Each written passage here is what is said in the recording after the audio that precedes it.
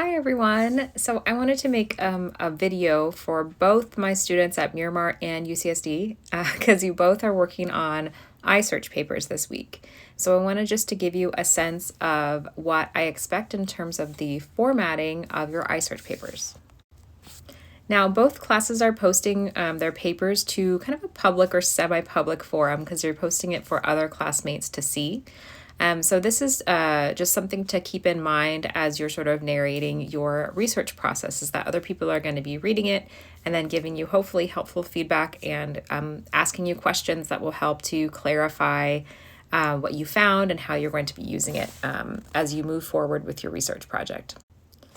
So the very first part of the iSearch paper is the search story, and this is sort of just to orient the reader, which is me and your classmates, in terms of what you already knew about the subject before you started researching, maybe what you were expecting to find, and then sort of a sneak preview into what you actually found and, how that sort of, how the sources you found shaped your research question. So your research question will most definitely change by the time between, the beginning of the research process and the end. And that's just the nature of historical research, because sometimes you ask a question you really want to know the answer to and realize that you have a whole bunch of sources that actually answer a kind of different question that ends up being something really fruitful. So I expect that those kinds of twists and turns on historical research will definitely happen with this project.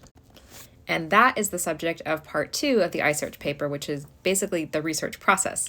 And I want you to be as specific and detailed and, tell me all the nitty-gritty details. If you go to Google and search for primary sources, even if you go to the Wikipedia article to, brush up on the general facts and scroll down to the bottom where they have the references, I want to know all of the methods you use to find the sources that you found. And no matter what, I just want to know what they are. Then you'll devote some space to talking about your sources in detail and explaining sort of an initial analysis of what they are, how they help to answer that research question that you posed at the beginning, or how they helped you to sort of reframe your research question into something else that maybe is a little bit more interesting based on the sources that are out there. And then lastly, you're ending the post of the paper with a reflection on what the process helped you learn about historical research in general, what the answer to that research question is at this point, and you're sort of leaving it as, more to come, right? More to come in the essay with a sort of fuller explanation where you can really dig into some deep analysis of the sources that you found, but what you're left with based on that initial research process. So I love this assignment. A part of the reason I love it is because it's giving you sort of the credit, I guess, for actually doing that research. And ideally helps you to see that research is a process. It's a long process that doesn't, is not exactly straightforward, especially when it comes to researching historical primary sources. Sometimes the sources that you really wish were out there just aren't out there.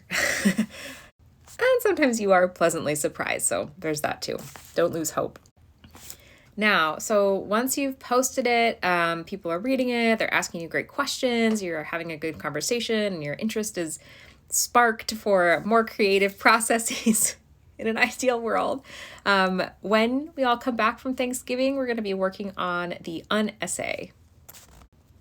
So the unessay is basically like your chance to tell the story of that research subject that you delved into with the research process, right? So you've come up with an answer to the question.